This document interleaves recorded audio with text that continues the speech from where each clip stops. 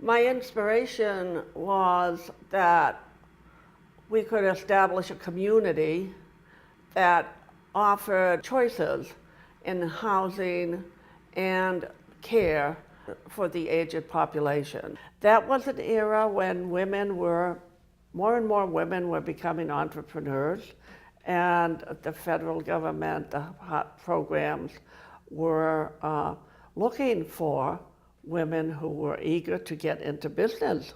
Cedar Hill had been a nursing home for probably 20, 25 years.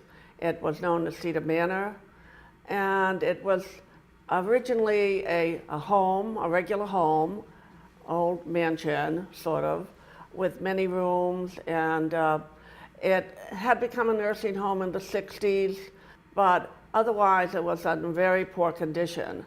But it had a wonderful piece of land across from the Connecticut River at the base of Mount Escutney. And when my partner and I looked at it, we saw the potential for perhaps developing a community that had more than a nursing home.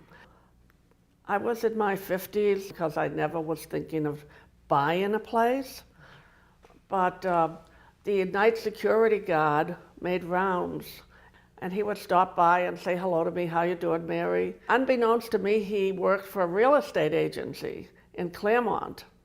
And one night he said to me, "Mary, there's a couple of small nursing homes for sale in the area. You really should have your own place." After coming over here a couple of times, a vision came to me. A really comfortable nursing home with all of the modern amenities, but not too big, where you can really get to know your residents and they don't feel like they're in a great big hospital or institution. Well, I really think it's important that people who come to live in nursing homes and assisted living are able to continue living and enjoying life. I think it's important for the staff to get to know the residents as people who have led a full life probably for many years, and then with health beginning to fail, they've had to have the care provided by others.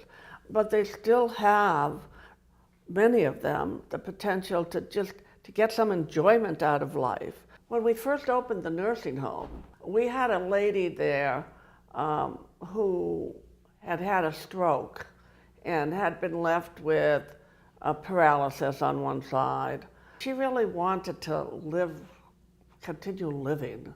And she was very much attached to the church life. And we worked with the pastor down at the little church in Escutney Junction. She was able to really have some quality to her life. She also became chairman of the resident council, and she would participate in quite a few of the activity programs, the craft programs. I think that's one example of one person who still had a lot of life in her. She lived with us for about 7 years. I think we're kind of right here, sort of at a crossroads between New Hampshire and Vermont, where, we're between some really lovely towns, and it's pretty accessible to people because of the highway so close. It's very accessible for people to get here. We have different steps, different levels of care and services. People can come here when they're fairly independent and get the basic supportive services of meals, housekeeping, transportation, activities, etc. And maybe they don't need any personal care. They can take care of themselves. Well, that's wonderful. But as they stay here and they age in place, then there usually comes a time when they might need help. Patricia was a journalist, business reporter for the Philadelphia Inquirer, a big newspaper in Philadelphia.